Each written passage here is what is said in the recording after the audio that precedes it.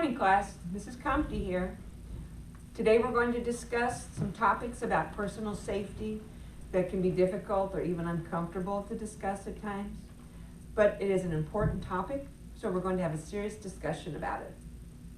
Many teenagers mistakenly believe that they're not at risk for being sexually abused, assaulted, or mistreated. This is a mistake.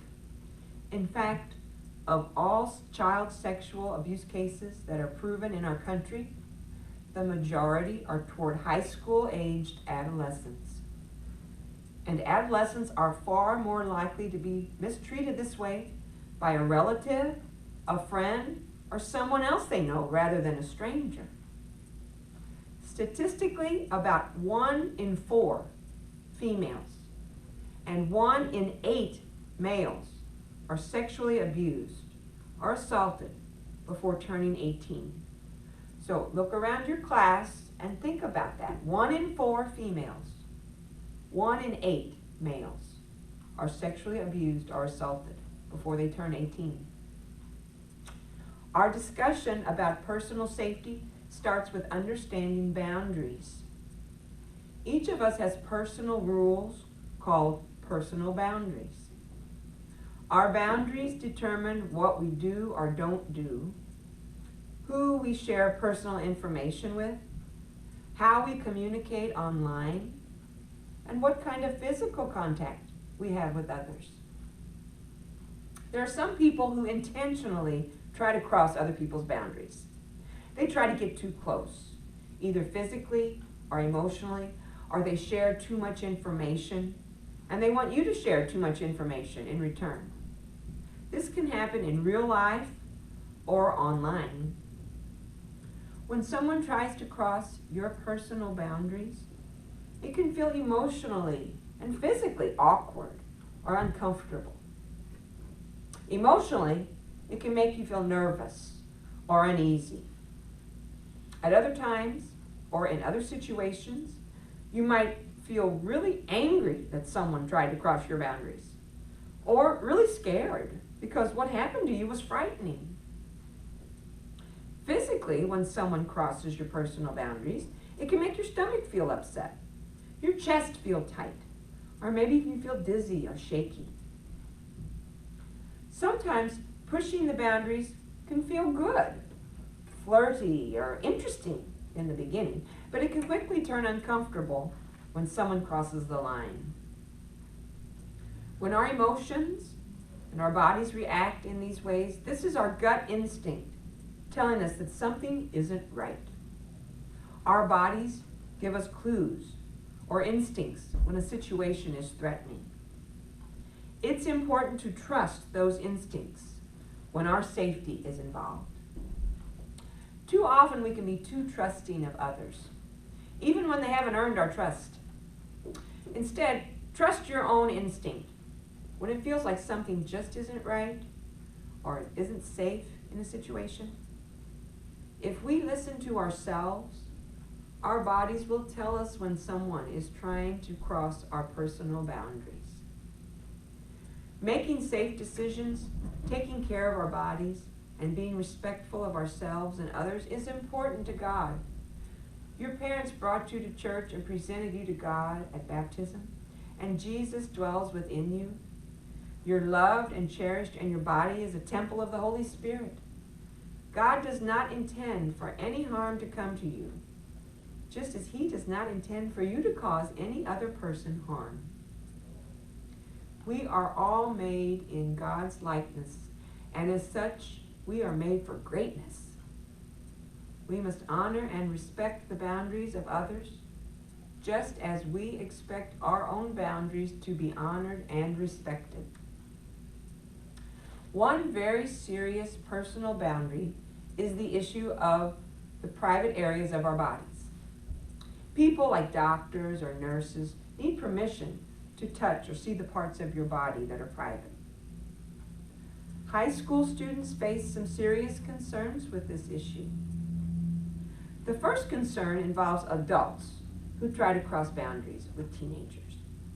It's okay to say no to an adult who tries to be inappropriate with you physically or behaviorally.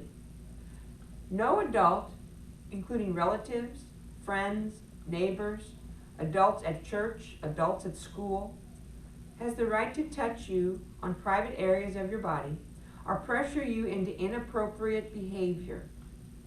It's never appropriate for adults to have dating relationships with adolescents. As said before, teens sometimes believe that only younger children can experience this type of abuse by adults. Actually, teens are at an increased, not a decreased risk for this type of abuse.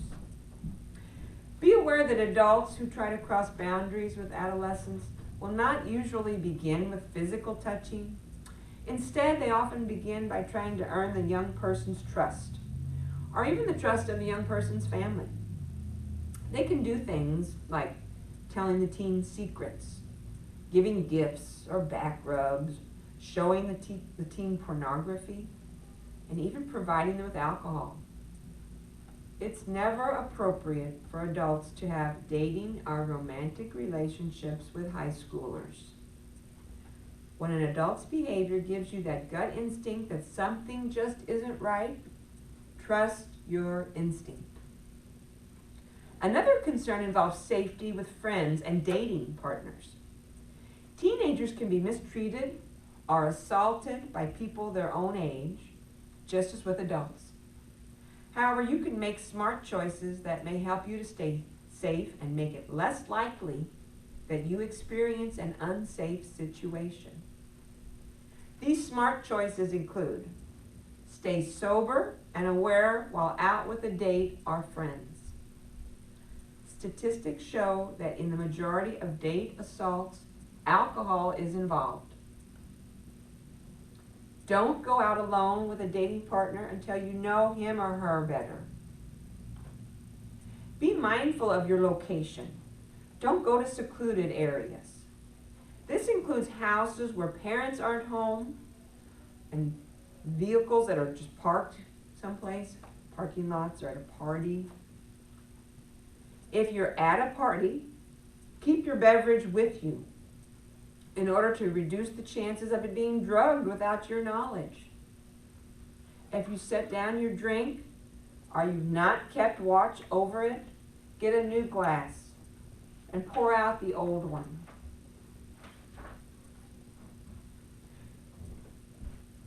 Teachers, I'd like you to pause the video after this question for some discussion with your class. Do you know any additional good safety tips to share? Or what are things you should watch out for your personal safety? Remember though, even a person who has made a mistake in judgment in the past deserves to be safe and does not deserve to be abused or assaulted. You always have the right to say no. You don't have to go along with someone if they're pressuring you to cross your boundaries, even if sometime before you did it. Remember, it's true, you always have the right to say no, even if you crossed the boundaries before. When someone crosses our personal boundaries, our instinct will often tell us that something's wrong. It's important that you trust that instinct and you take action. If someone touches you inappropriately or they do anything else that gives you a gut instinct that something just isn't right, we've always used these 3 steps. You may still see this poster up in your classroom. Remember, first, immediately say something like, no, stop, leave me alone. Say it forcefully. Use eye contact. Have a firm, clear voice. Be clear that you're serious. If someone touches or makes you feel uncomfortable, tell them to stop. Second, get away from that person. If someone has tried to touch you inappropriately or behave around you in an inappropriate way, you absolutely have the right to get away from them, even if they're an adult. So we say, go. Get away from that person as quickly as possible. Last, tell an adult that you trust about what happened. Trusted adults could include parents, teachers, school counselors, other close relatives. If someone that you trust is there to tell you what you can do, they can care about you. They listen to you. So you tell a safe adult about what happened. Tell an adult you trust about what happened, even if someone asked or told you not to tell. Oftentimes adults who are inappropriate with young people, they'll make threats, or they'll tell the teenager that you have to keep this a secret. They'll try to embarrass you or do something to keep you from telling. No adult should ever ask you to keep a secret from your parents. It's important to tell an adult you trust, whether the person who crossed your boundaries is an adult, someone your own age, someone younger than you. It doesn't matter. It also doesn't matter if it's a male or a female. This is also true whether the person who mistreated you is a stranger or someone that you know. Statistically, over 90% of young people who are sexually mistreated know the person who mistreated them. 90% of the time. That's a very high percentage that you would know this person beforehand. Okay, we just talked about the 3 steps you should take if your instinct tells you you're at risk. What are those steps? Say them. Say no, stop, get away. And the last step, tell a safe adult. It's important for your safety as well as perhaps the safety of someone else in the future that you tell about this. Now, those safety rules that we discussed, okay, we also have some online safety, and this also, like I say, talks about phones. When I talk about online, I mean phones also. Because it's extremely important that you make safe choices online. First, you have to be very careful about how you share personal information online, because there are online predators who will try to misuse any information that you share. Some predators may try to steal your identity, or they try to gain access to your family's financial information. But the type of online predator we're talking about specifically today is an adult who tries to start inappropriate or abusive relationships with minors. If an adult that you don't know in real life tries to get to know you online, or they get too close to you online, this should give you that instinct that something just isn't right.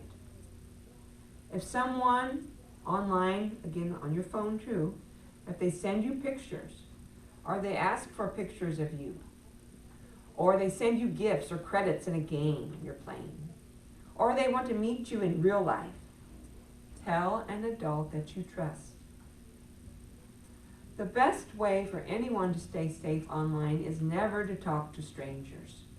And online, everyone that you don't know in real life is a stranger. This is because we can never be 100% sure that someone is really who they say they are online. We all know that it's easy to create fake profiles on social media. So you may think that you're messaging and exchanging photos with a 17-year-old girl or boy, and in reality, it could be a 50-year-old man who's an online predator who's enjoying talking to you and seeing your pictures. You can never be sure. Remember talking about trusting our instincts when someone is making us feel uncomfortable? It's important to trust our instincts when we're online too.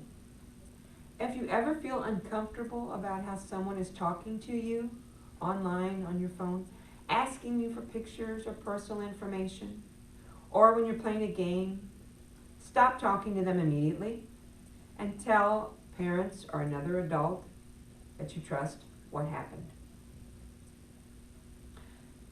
Teachers, please pause the video for a minute and discuss what do you think are some ways that high school students sometimes take safety risks online, and maybe discuss safe ways to handle that. Another very dangerous part of the internet for everyone is internet pornography sites. It's understandable to be curious about pornography, But it's important to know that internet pornography is one of the most addictive things that exists. Because our brains are hardwired to find sexuality appealing, there's a natural positive response in the brain when we see pornography. The problem, however, is that today's online pornography, it's available 24 hours a day with just a click, and it shows never-ending variety, meaning constantly new and different faces, bodies, behaviors. Our brains have never evolved for this type of sexuality.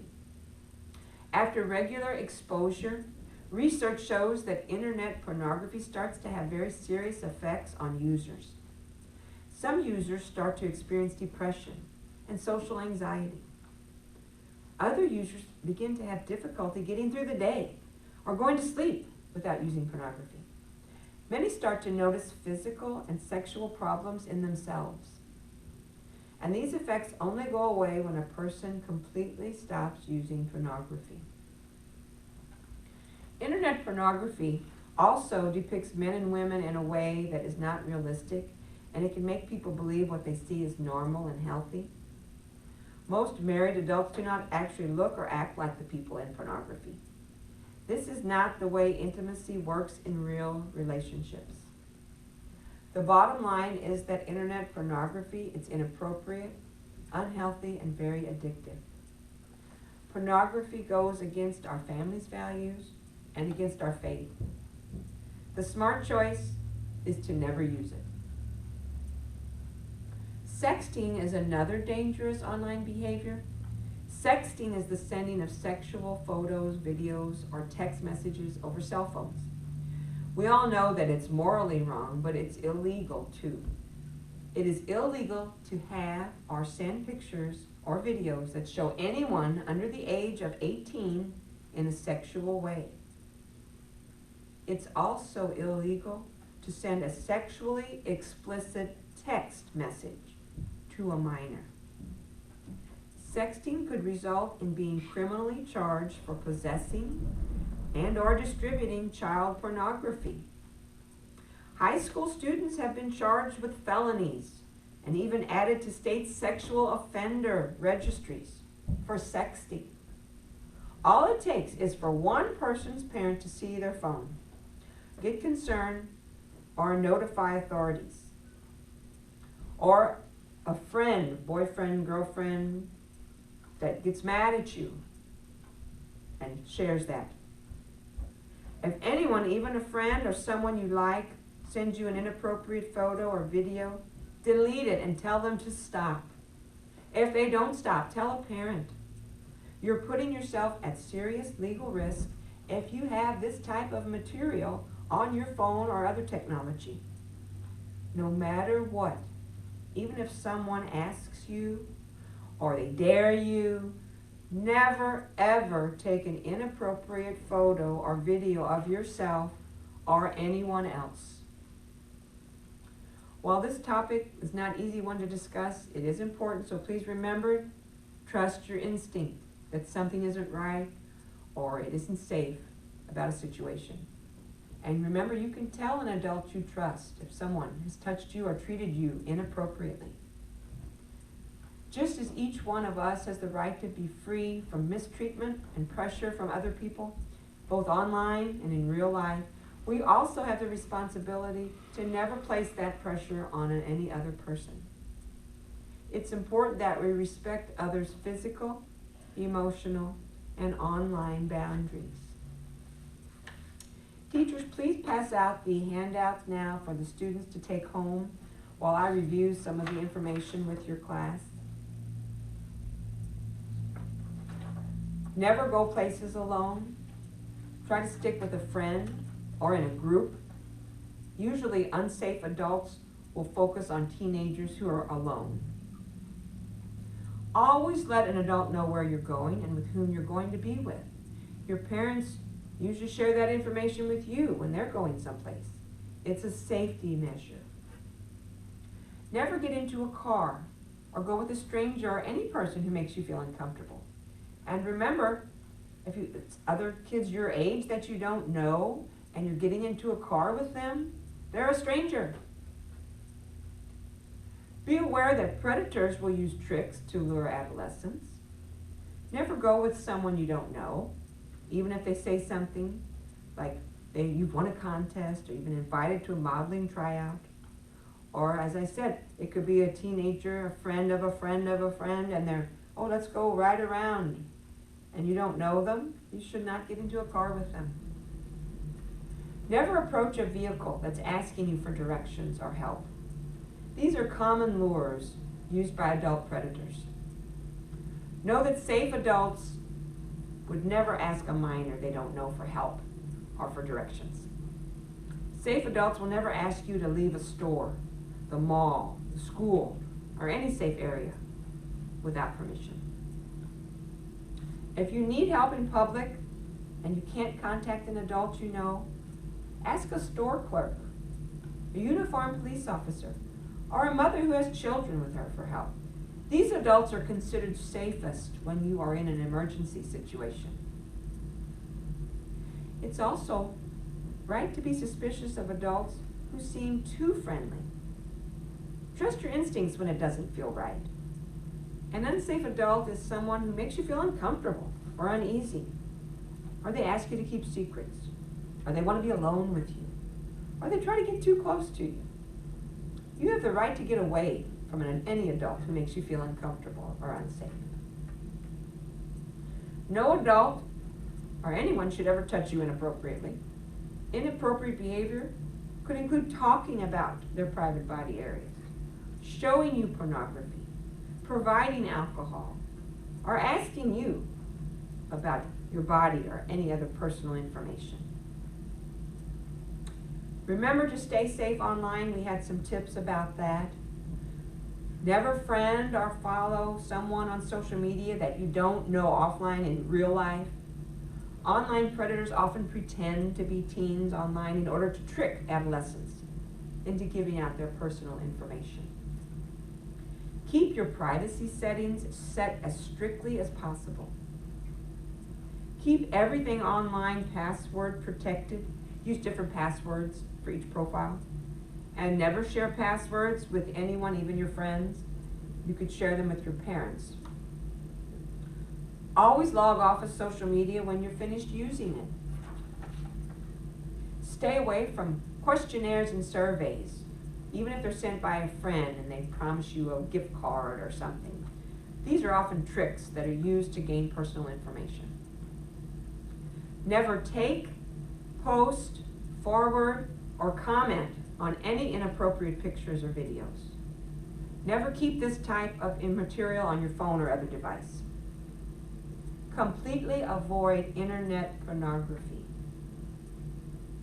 Turn off location services for social media and photos. Never click on a link that you don't recognize or of which you're unsure, because they can gain access to your devices if you do that.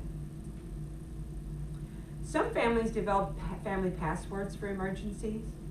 So in that case, you would not go with adults who claim that one of them, your parents, is hurt or sick, unless they know your family password. Above all, trust your instincts. If a situation doesn't feel right, leave it. Get help if needed. Remember, if someone touches or treats you inappropriately, say no. Get away from them. Tell an adult that you trust. I hope by going over these tips today that this will keep you safe. Remember, follow your instincts. Thanks for listening, and I hope that you have a great school year.